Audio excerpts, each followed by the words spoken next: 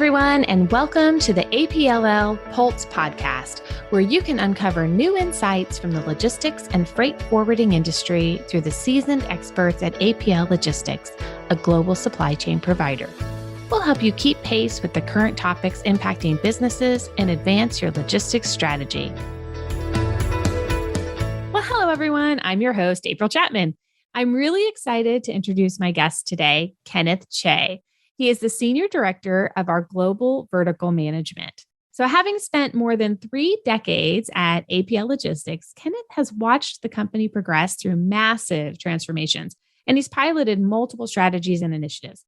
Today, he is part of a team that is powering APL Logistics' automotive business from the U.S. We're honored to have him on the show. Welcome to the show, Ken. Can you share a little bit about yourself with our listeners? Hi, April. It's great to be here. Yes, I have been with APL Logistics for the better part of 3 decades, except for a short stint working in finance on Wall Street. I've essentially spent my entire career in the logistics industry. I think I just got it over 33 years now. Wow. Yeah, and I'm proud to say all of that with APL Logistics. Yeah, that's impressive. So even though I've been at essentially one company, APL Logistics has given me the opportunity to work in many different functions, including marketing, product development, corporate M&A, business planning, all of which I've thoroughly enjoyed. For the past 10 years or so, I've been helping our automotive vertical team grow this important segment of our business. I am based in the US, but I'm originally from Singapore. First came to the US to attend university, had every intention of returning home after graduation. Well, all that changed on the first day of college when I met this nice gal who would end up being my wife. And I've been here ever since. That's the beginning of a lot of stories, right? And then there was a girl. Yes, those darn girls, such a distraction. Yeah, I do have 2 grown adult children. And thankfully, I'm still married to that nice girl from freshman year. Oh, sweet. And currently enjoying life as an empty nester, as they call us here in the US. I'm almost there. I have 1 left. I have 2 that have already flown. She's only here for this year, though. And then I'm going to be like, bye-bye. Yes. And let me just say, you don't want to turn back after you've gotten there. That's someone who's really embraced the change. I like that. Yes. No boomerang children. That's right. Okay. Well, thanks, Ken. We're happy to have you here today. I'm really excited about this topic. You know, our topic this year and in this season is keeping control in a turbulent year. But I'm really interested in what you have to say about what's going on in the automotive industry, because it's currently impacting me personally. So I went to purchase a car a few months ago, and buyers aren't sitting in the driver's seat anymore, literally or figuratively. So can you describe to us what you're seeing in the automotive industry? Yeah. So the main issue that is plaguing the auto industry, and it's made the 6 o'clock evening news, right? So it's pretty much mainstream now. But there's quite a severe lack of semiconductor chips. And so that has caused, I think, in part what you're seeing as you try to shop for a car. And I'll get into that a little bit later. So when COVID hit in Q1 of last year, many countries, including the US, imposed various degrees of lockdown, right? So vehicle demand plummeted almost overnight. Automakers responded by, not surprisingly, scaling back production and parts orders, and that included chips. Now, at the same time, demand for other products, such as consumer electronics, spiked as workers adjusted to this new work-from-home environment.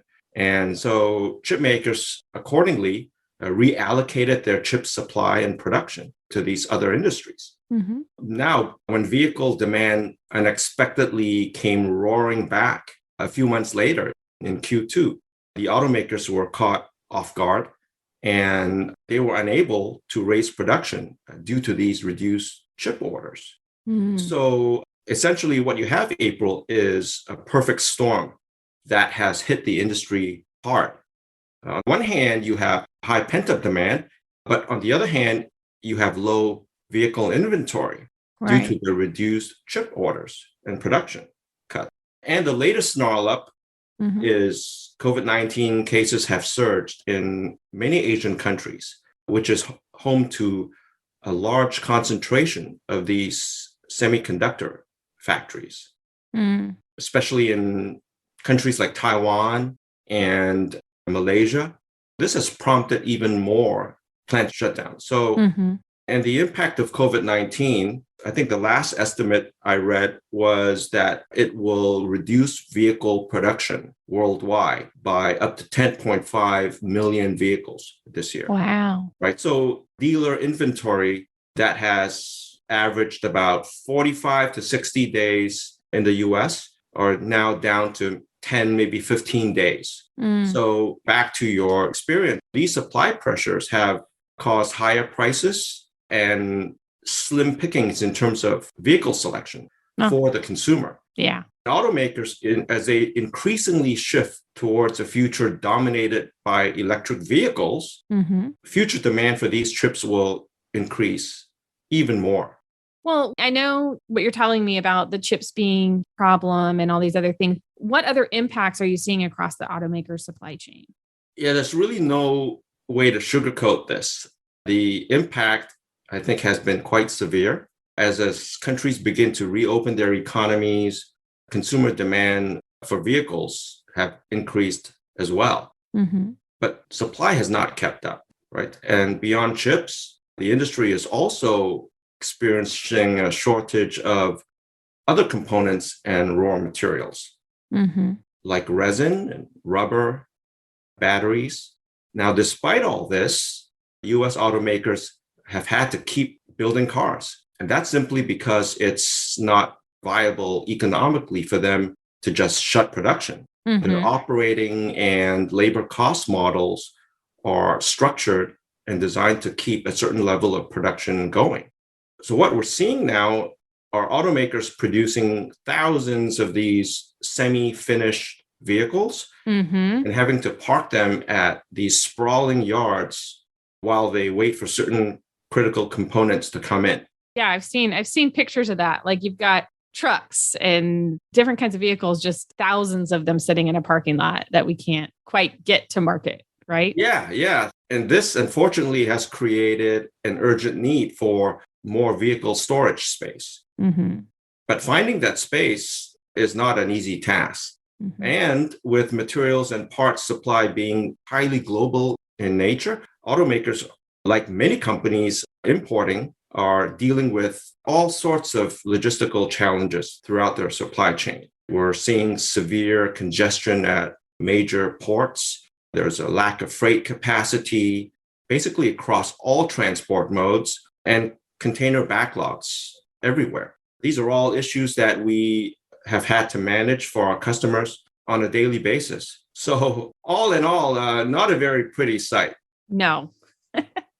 Well, I always believe as a change management person, any crisis gives us the unique opportunity to kind of rewrite the rules. And businesses are rewiring the way they operate. They're constantly shifting gears so that they can be ready for tomorrow's challenges. So could you share with us what you believe are the keys to success in this dramatic period? I mean, you do have 30 plus years in the industry. Yeah, well, thanks for reminding my age on that. But I think there is some benefit to having perspective based on experience, right? What I'm seeing now is that there is a need to be able to work quicker and smarter, to be more responsive, agile, and creative. Production forecasts are less certain. They change more often. But when a shipment is ready for us, be it an auto part or a finished vehicle, it's our job to get that shipment to the right location at the right time. And now this seems or sounds simple enough in normal situations, but executing this consistently in the current environment can be incredibly challenging.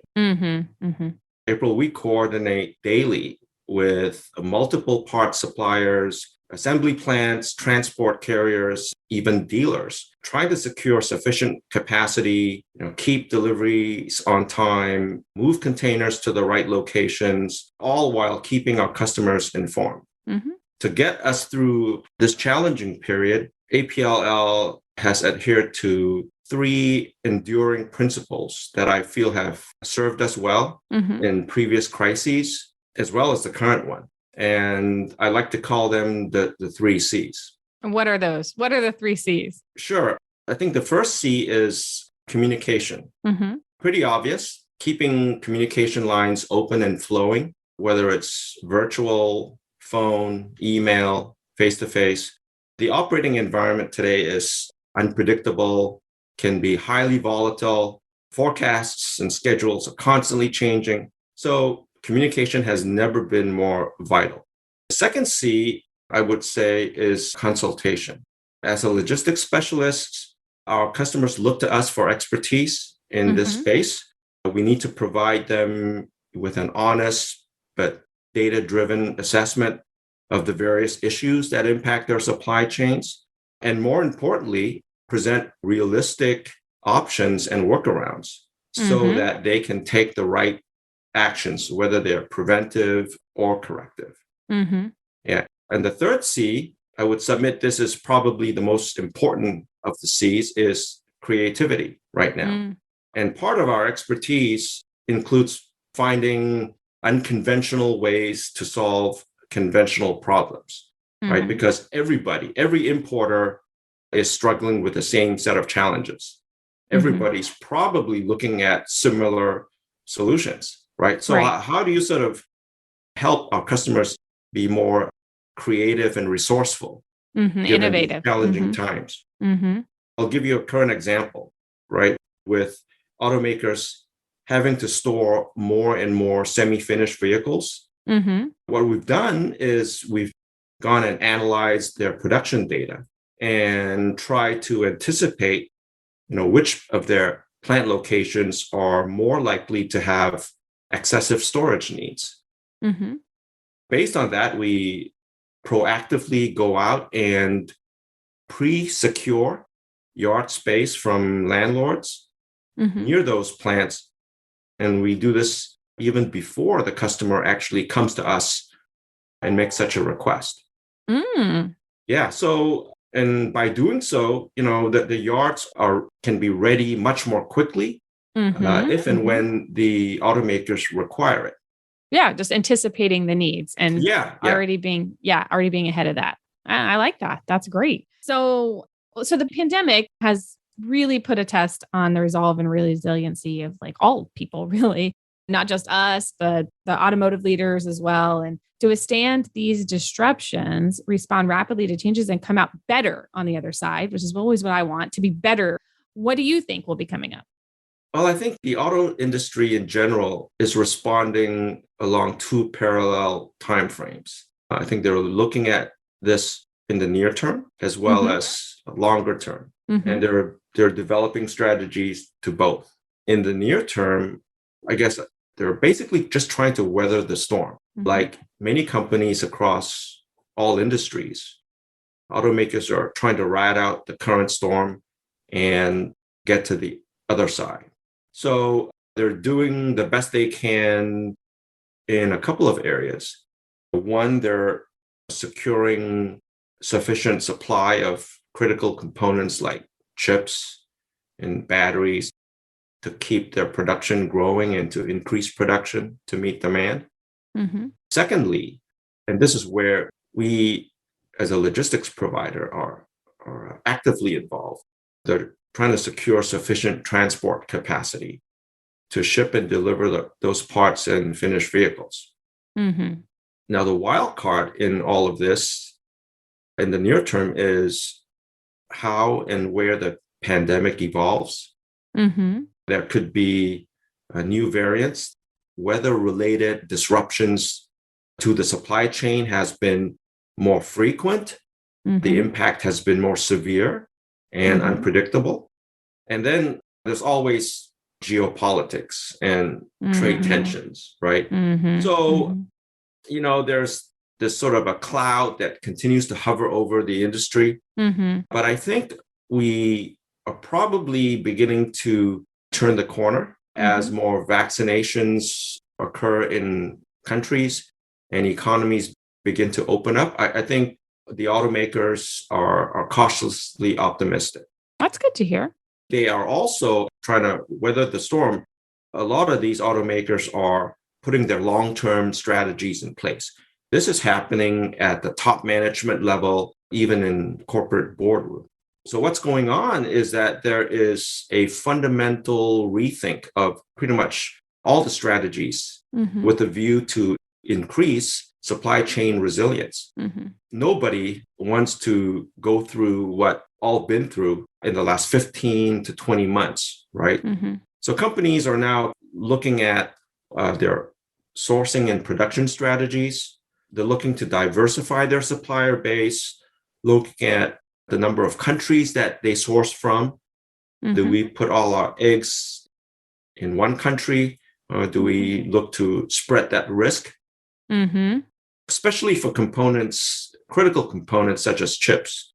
Right. They're considering now bringing production closer to the home market. So strategies like nearshoring and onshoring of production so that they can exert better control over their supply chain. We're seeing a clear bias towards strategies like make it where you sell it. Right. Yeah. Right. Listeners may or may not be aware of this, but automakers are also actively looking at reducing the number of chips and even the variety of chips used in automotive design. Yeah. And they're also looking at vertically integrating some of their what is traditionally outsourced suppliers. And again, for critical parts such as batteries and chips. Then, as an offshoot of these production and sourcing strategies, they're also reconfiguring their supply chains. So this global versus regional versus local supply chains, companies are asking, well, what's the optimal mix? Right. Right. And now with traditionally global supply chains, they typically have the longest lead time, the most handoffs, and are often the most complex to manage. And then you look at, they may be lower cost. And then if you look at the regional or localized supply chains, they tend to be more agile, more responsive to consumer demand signal changes and require shorter lead times, right? So this is all going on. And lastly, I think there's also fundamental review of how much inventory automakers want to carry. Right. For the past 2, 3, 4 decades, automakers have essentially operated on a just-in-time inventory philosophy. Well, that hasn't worked out very well for them. No. Right, in recent months. So how much just-in-time versus just-in-case inventory do they want to carry? How much buffer stock is sufficient to increase resilience in the supply chain without moving into what we call excessive inventory costs, right? So all in all, just a lot going on in autos. Right. Definitely sounds like they're trying to diversify. And I really do think that these challenges, they will create a stronger supply chain afterward, a more adaptable, something that we won't regret having to go through the change. The pain, you don't like it when you're in it, but when you look back and you've made the changes that need to happen to be more adaptable, you appreciate it. That's what I'm hoping for soon. Yeah. So, well, Ken, thank you so much for sharing your insight with us. This has been super interesting. And I think it relates to a lot of people where they are right now and what they're wondering about, especially with this automotive industry. So thanks for sharing all of your knowledge with us. We appreciate you. Well, thanks for having me. Thanks for joining us today. If you like what you heard, or if you have any questions about today's episode, reach out to us at global_marketing@apllogistics.com. Make sure to subscribe to us on your favorite podcast apps, and you won't miss any upcoming episodes. You can also find us on LinkedIn or visit us at apllogistics.com. We'll see you next time on the APLL Pulse podcast.